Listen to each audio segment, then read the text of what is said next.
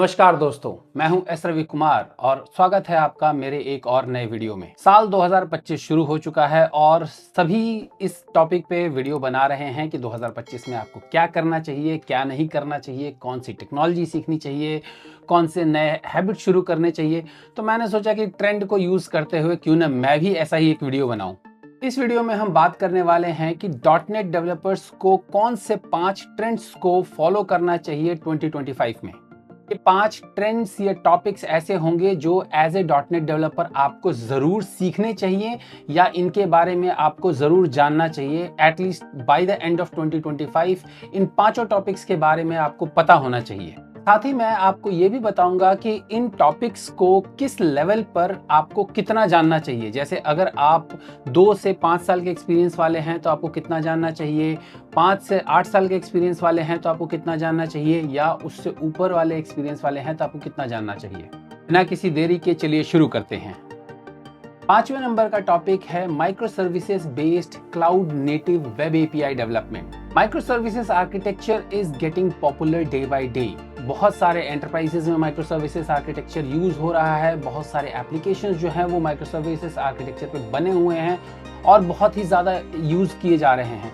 तो अगर आप एक डॉटनेट डेवलपर हैं तो आपको माइक्रो सर्विसेज आर्किटेक्चर के बारे में जानना बहुत ही ज़रूरी है। You should know about what is microservices architecture, how does it work, what all things you need to work with microservices architecture। अब बात करते हैं कि किस एक्सपीरियंस लेवल को कितना जानना चाहिए इसके बारे में।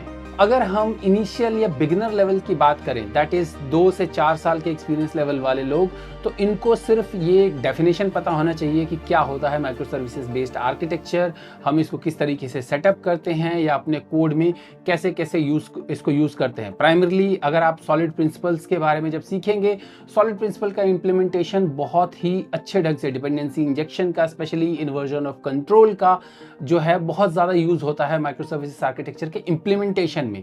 सो जो बेसिक लेवल है, आप अगर you are a beginner level developer, तो आपको इनका डेफिनेशन पता होना चाहिए कि what is micro services architecture और उसको इंप्लीमेंट कैसे करते हैं। अगर आप मिड लेवल के डेवलपर हैं, that means 5 years to 10 to 15 years of developer, तो उस केस में you should also know about designing and underline working of micro services architecture, कि किस तरीके से काम करता है, आप उसको किस तरीके से डिजाइन कर सकते हैं। इन सब चीजों के बारे में आपको पता होना चाहिए।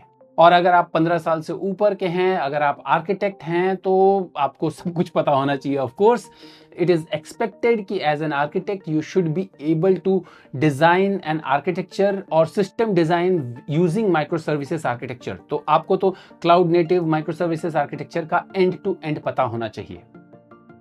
चौथे नंबर का टॉपिक है मावी। मावी का फुल फॉर्म है multi application user interface framework. So I know it's a mouthful, but ये जो है ये माइक्रोसॉफ्ट का अपना फ्रेमवर्क है जो कि क्रॉस प्लेटफॉर्म एप्लीकेशंस डेवलप करने के लिए यूज होता है। Primarily it's a user interface framework जो कि डिफरेंट बेस फ्रेमवर्क्स के साथ मिल करके ये काम करता है। जैसे आपका जो, अगर आप एंड्रॉयड ऐप्स बना रहे हैं या iOS ऐप्स बना रहे हैं, तो उसमें पहले Xamarin जो यूज होता था, Xamarin iOS या Xamarin एंड्रॉयड, उसकी जगह अब ये डॉटनेट एंड्रॉयड और डॉटनेट iOS को यूज करके मावी ऐप जो है वो आपको क्रॉस प्लेटफॉर्म मोबाइल ऐप्स बनाने के लिए काम आता है। उसके अलावा आप क्रॉस प्लेटफॉर्म डेस्कटॉप ऐप्स भी बना सकते हैं, दैट इज मैक के ऐप्स भी बना सकते हैं, और साथ ही साथ आप विंडोज के ऐप्स भी बना सकते हैं। और इन सब को बनाने के लिए आप एक सिंगल यूआई फ्रेमवर्क यूज करते हैं, दैट इज मावी। इसमें आपका XAML सपोर्ट होता है, दैट इज XAML, जो आपका WP या UWP में होता था। जस्ट जो XSD है या जो स्कीमा डेफिनेशन है उस XAML का, वो थोड़ा सा डिफरेंट होता है, बट जो मावी है that is used for your cross platform mobile application और डेस्कटॉप एप्लीकेशन डेवलपमेंट। अब बात करते हैं कितने एक्सपीरियंस वाले को इसके बारे में कितना जानना चाहिए। तो पहली बात, अगर आप इंडिया में हैं तो मावी इंडिया में बहुत ज़्यादा पॉपुलर नहीं है। सो बिगिनर लेवल के लोग चाहें तो इस टॉपिक को या इस पर्टिकुलर फ्रेमवर्क को स्किप कर सकते हैं। अगर उनको सिर्फ इतना ही पता है कि हाँ मावी होता क्या है, दैट मच इज एनफ। अगर बोल दे कि हाँ भाई मावी में मुझे काम करने का मौका नहीं मिला and I don't know much about it, तो बिगिनर लेवल वाले इसको स्किप कर सकते हैं। Same goes with mid level वाले भी चाहें तो इसको स्किप कर सकते हैं, बिकॉज एज आई सेड कि मावी का काम इंडिया में बहुत ज़्यादा नहीं है। आपको उतना ज़्यादा मावी के ऊपर में आपसे कोई पूछा नहीं जाएगा अनलेस एंड अनटिल ऑलरेडी आप Xamarin के डेवलपर नहीं है। तो अगर आप Xamarin के डेवलपर हैं देन आपको मावी के बारे में जानना ज़रूरी है, बिकॉज Xamarin का सपोर्ट पिछले साल ख़त्म हो चुका है और अब जो है वो Xamarin एप्लीकेशन, सारे Xamarin एप्लीकेशन जो हैं वो डिफरेंट फ्रेमवर्क्स में पोर्ट किए जा रहे हैं। कुछ लोग एवलोनिया में कर रहे हैं, कुछ लोग ऊनो में कर रहे हैं और कुछ लोग मावी में कर रहे हैं। माइक्रोसॉफ्ट जो है वो ऑफिशियली बोलता है कि भैया मावी में करो, तो इसलिए ज़्यादातर जो Xamarin डेवलपर हैं, अगर आप एक Xamarin डेवलपर हो तो आपको मावी के बारे में जानना ज़रूरी है। मगर अगर आप एक Xamarin डेवलपर नहीं हो तो और अगर आप मोबाइल डेवलपमेंट नहीं कर रहे हो और आप इनिशियल या मिड लेवल ऑफ अपने करियर में हो तो I think you should just know कि मावी होता क्या है, उसके बारे में उतना पता हो तो that much is enough. However, अगर आप एक आर्किटेक्ट हो तो देन उस केस में आपको इसके बारे में थोड़ा ज़्यादा जानना चाहिए। आपको एक दो POCs बना करके देखने चाहिए, एटलीस्ट आप ये बता सको कि रिएक्ट नेटिव और मावी अगर हम यूज़ करें तो दोनों में से कौन सा बेटर है, क्या क्या लाइक बेनिफिट्स हैं और किस किस तरीके से आप मावी यूज़ कर सकते हो। सो ये सारी चीज़ें आपको थोड़ा पता होना चाहिए if you are an architect और लाइक ए सीनियर पर्सन। तीसरा जो टॉपिक या तीसरा जो फ्रेमवर्क है दैट इज ब्लेजर। जी हाँ, मेरा प्यारा ब्लेजर UI फ्रेमवर्क। ब्लेजर के ऊपर मैंने काफ़ी सारे वीडियोस बनाए हैं कि ब्लेजर क्या है, कैसे काम करता है, कितने सारे होस्टिंग मॉडल्स हैं वगैरह वगैरह। ब्लेजर का जो वेब असेंबली वाला मॉडल है वो काफ़ी ज़्यादा पॉपुलर है आउटसाइड इंडिया। इंडिया में ब्लेजर उतना ज़्यादा पॉपुलर नहीं है, जस्ट लाइक मावी।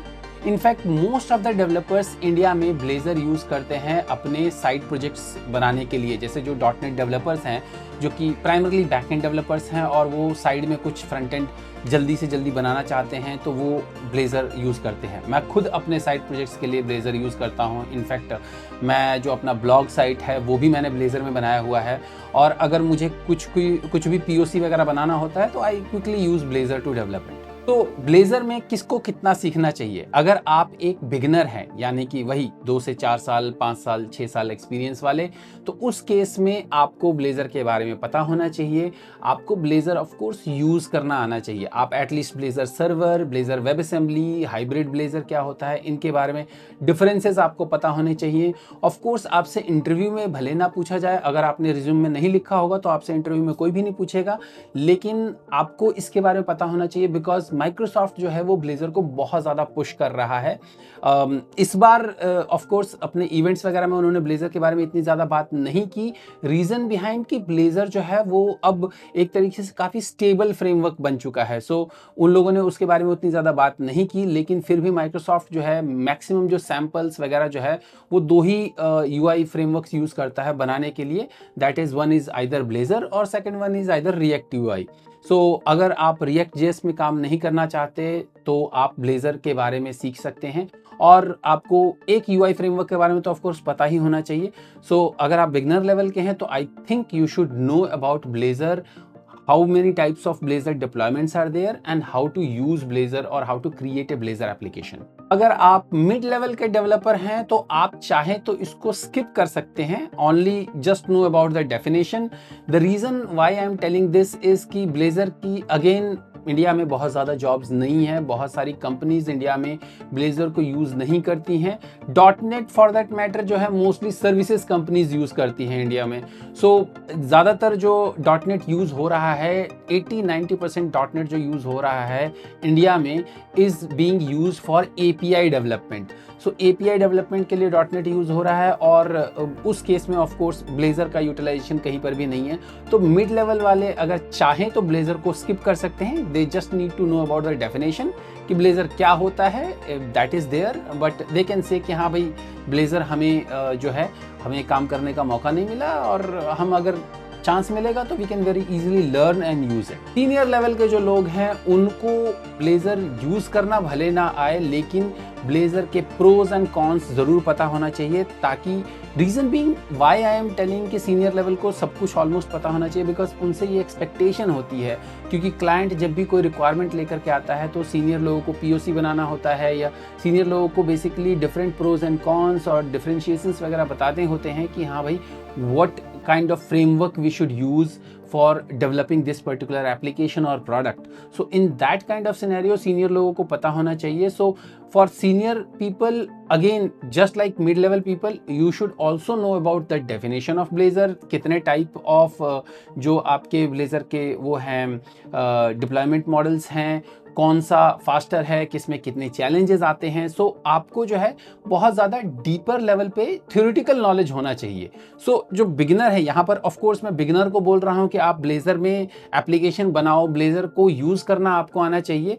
बहुत ही डीप लेवल पे आपको भले ना पता हो, लेकिन ब्लेजर आपको यूज़ करना आना चाहिए. बिगिनर लेवल वालों को, मिड लेवल वालों को सिर्फ डेफिनेशंस पता होने चाहिए, that much is enough. Seniors को definitions and pros and cons पता होने चाहिए, बिकॉज ऑफ कोर्स उनको इंप्लीमेंट नहीं करना, जूनियर्स को इंप्लीमेंट करना है. So that's why I am giving you this kind of like differentiations कि किस लेवल पे कितना सीखना है और कैसे सीखना है. सेकेंड टॉपिक, या हम कहें सेकेंड ट्रेंडिंग टॉपिक जो कि .NET वर्ल्ड में चलने वाला है 2025 में, is Aspire. Yes, Aspire. Aspire क्या है? Aspire is an orchestration framework provided by Microsoft. It is quietly opinionated orchestration framework which is completely open source, and it is used by developers for deploying microservices architecture, deploying as well as managing microservices architecture.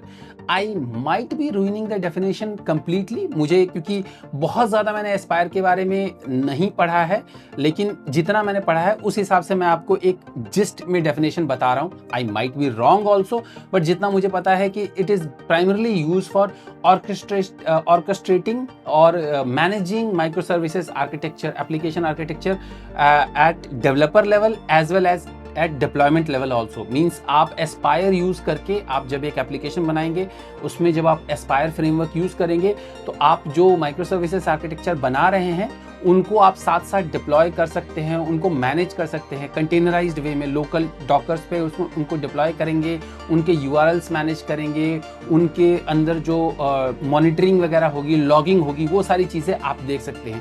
तो इन सारी चीज़ों को manage करने के लिए जो है वो एस्पायर फ्रेमवर्क माइक्रोसॉफ्ट ने पिछले साल ही लॉन्च किया है.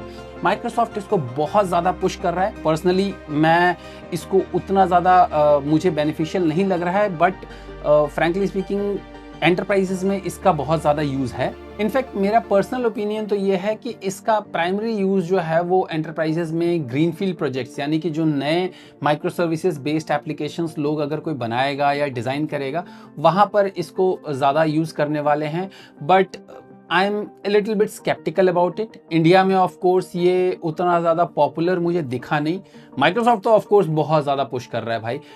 इनफैक्ट जो नवंबर में .NET कॉन्फ्रेंस हुआ था उसमें 56 टाइम सिर्फ कीनोट में ही एस्पायर को मेंशन किया गया था, 56 टाइम्स. और उसके बाद मैक्सिमम जो इवेंट्स हुए थे या जो सेशंस हुए थे उसमें कहीं ना कहीं एस्पायर को माइक्रोसॉफ्ट ने मेंशन किया है. सो माइक्रोसॉफ्ट एस्पायर को बहुत ज़्यादा पुश कर रहा है. सो आपको इसके बारे में जानना चाहिए. अब वही बात करते हैं कि किसको कितना जानना चाहिए. जो बिगिनर लेवल वाले हैं, they should know the definition, क्या होता है, कैसे काम करता है. ज़्यादा से ज़्यादा आप ये सीख लीजिए कि उसको अपने एप्लीकेशन में यूज़ कैसे करते हैं एस्पायर को, because of course NuGet package की तरह यूज़ करना है, इसको सर्टेन वे में सेटअप करना होता है और फिर चलाना होता है. तो अगर आप माइक्रो सर्विसेज आर्किटेक्चर के बारे में पढ़ रहे हैं या माइक्रो सर्विसेज आर्किटेक्चर को इम्प्लीमेंट कर रहे हैं, जो कि जैसे मैंने कहा कि 5वें नंबर पे cloud native micro services architecture जो है that is the trending topic. तो अगर आप उसको सीख रहे हैं तो you should also know about Aspire, कि एस्पायर कैसे यूज़ करते हैं, किस तरीके से सेटअप करते हैं वगैरह वगैरह. मिड लेवल के जो लोग हैं वो चाहे तो इसको स्किप कर सकते हैं, जस्ट लाइक आपका मावी की तरह ही और ब्लेजर की तरह ही. मिड लेवल के लोग चाहे तो इसको स्किप कर सकते हैं. They just know about the they just need to know about the definition. Just इसका डेफिनेशन पढ़ लो कि क्या चीज़ होती है, कैसे यूज़ किया जा सकता है. और of course give it A learning curve. अगर आपका सीनियर बोले कि हाँ भाई हम एस्पायर इम्प्लीमेंट करने जा रहे हैं, तो बोलो कि भैया मुझे 15-20 दिन चाहिए होंगे सीखने के लिए. 15-20 दिन से ज़्यादा नहीं लगेगा. मतलब एक एक्सपीरियंस .NET डेवलपर को इसको सीखने में 15-20 दिन से ज़्यादा नहीं लगने वाले, क्योंकि ये प्राइमरली कॉन्फ़िगरेशन और सेटअप ही है, नथिंग न्यू. सो आप बोलो कि हाँ भाई मुझे 15-20 दिन दो, I will learn it and I will utilize it. तो इतना आपको बस जानना चाहिए.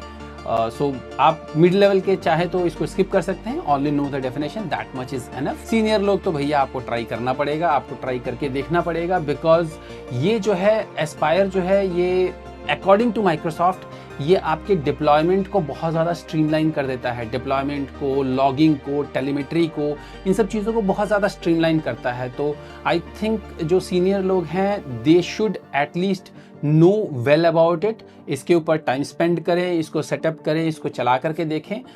मैं भी सोच रहा हूँ करने के लिए, अगर आप में से कुछ लोग इंटरेस्टेड हैं इसके बारे में सीखने के लिए, then we can of course have sessions about it. आप कमेंट में लिख सकते हैं #aspire करके, एंड विल सी कि अगर हम इसके ऊपर वीडियोस बना सकते हैं तो। अब बात करते हैं number 1 trending topic in .NET world, और जैसा कि आप सबको उम्मीद होगा that is related to AI। जी हाँ, आज पूरा जो इंटरनेट है वो भरा पड़ा है AI से, everywhere everybody is using generative AI। यहाँ पर बात करो तो जनरेटिव AI, हर जगह जनरेटिव AI लोग जो है यूटिलाइज किया जा रहा है, घुसेड़ा जा रहा है।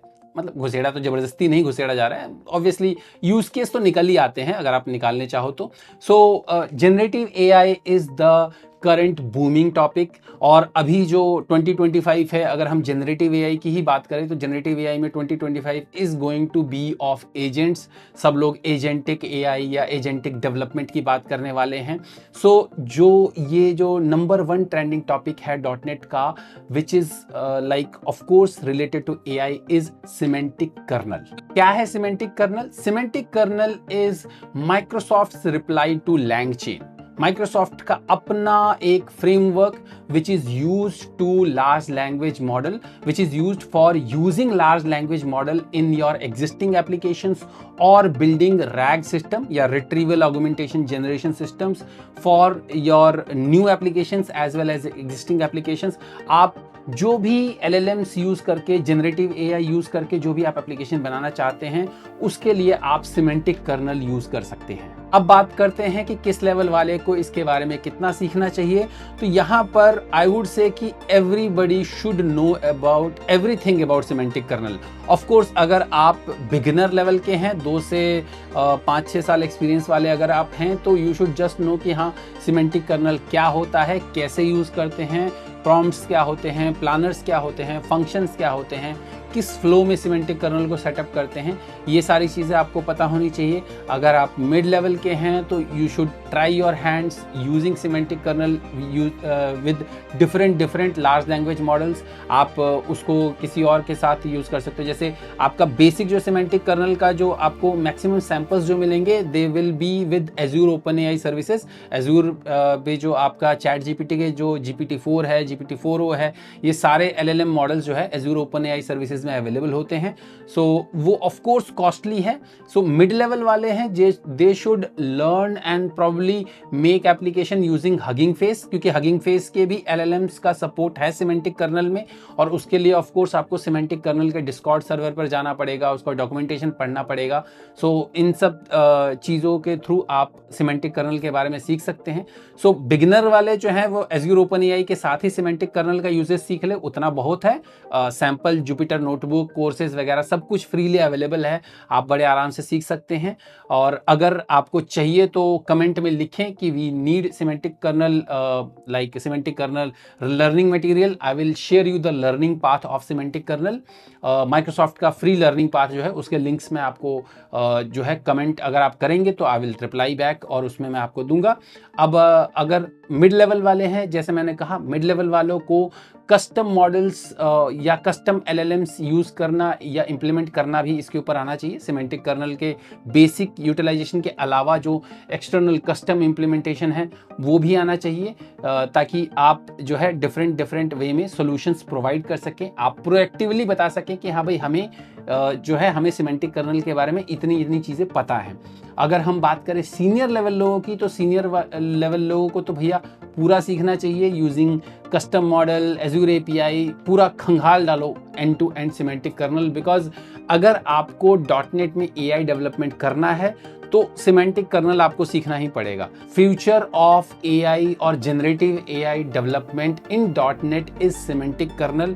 सो in my opinion everybody should know about semantic kernel. चलिए, अब आप लास्ट तक रुके हैं तो आपको एक बोनस टॉपिक के बारे में बता देता हूं। अगर आप .NET वर्ल्ड में हैं और आपका मन जो है वो मेटा के AR ग्लासेस को देख करके ललचा रहा है कि यार काश मैं भी मेटा की AR ग्लासेस की प्रोग्रामिंग कर पाता, जो रेवन ग्लासेस हैं उनकी प्रोग्रामिंग कर पाता, या आपका मन कर रहा है कि काश मैं एप्पल विजन प्रो के लिए प्रोग्रामिंग कर पाता, तो आपके लिए है यूनिटी। माइक्रोसॉफ्ट का नहीं है, सॉरी, .NET में ही यूनिटी होता है। यूनिटी एक अलग से कंपनी है, उनका game development engine end game development framework है, जहां पर कि आप C# यूज करके और यूनिटी यूज करके आप AR VR गेम्स और AR VR एप्लीकेशंस बना सकते हो। सो अगर आपका AR VR में इंटरेस्ट है तो आपको यूनिटी के बारे में सीखना चाहिए और C# यूनिटी के बारे में सीखना चाहिए। There is a good book Packt में, learn C# using Unity framework. तो अगर आपको बेसिक C# आता है तो आप उस बुक को लेकर के यूनिटी सीख सकते हैं। So Unity is again another trending topic और it will be another trending topic in .NET world, अगर आप .NET वर्ल्ड में हैं, बिकॉज AR VR जो है अब धीरे धीरे हर कंपनी अभी CES में ही 3-4 कंपनीज ने अपने VR ग्लासेस निकाले हैं। मेटा रेवन ग्लासेस को देखते हुए वीवो ने निकाले हैं और भी काफ़ी सारी कंपनीज हैं, उन्होंने VR ग्लासेस निकाले हैं। एप्पल ने अपना एप्पल विजन प्रो निकाला हुआ है। सो जो AR VR है that will also be again a kind of a semi trending topic. So अगर आपका इंटरेस्ट AR VR में है तो you should also know about Unity. तो ये थे 5 ट्रेंडिंग टॉपिक जो कि हर .NET डेवलपर को 2025 में ज़रूर सीखने चाहिए या इनके बारे में ज़रूर जानना चाहिए। उम्मीद है आपको मेरा ये वीडियो पसंद आया होगा। यदि आपको मेरा ये वीडियो पसंद आया है तो इस वीडियो को लाइक कीजिए, मेरे चैनल को सब्सक्राइब कीजिए और जितना हो सके इस वीडियो को अपने दोस्तों के साथ और दूसरे .NET डेवलपर्स के साथ शेयर कीजिए। साथ ही कमेंट सेक्शन में आप मुझे ये भी बताइए कि इन 5 ट्रेंडिंग टॉपिक्स में से आपका फेवरेट टॉपिक कौन सा है। 2025 में आप कौन से टॉपिक के ऊपर फोकस करने वाले हैं। जल्द ही मिलते हैं मेरे अगले वीडियो में, तब तक के लिए अपना ख्याल रखिएगा। नमस्कार।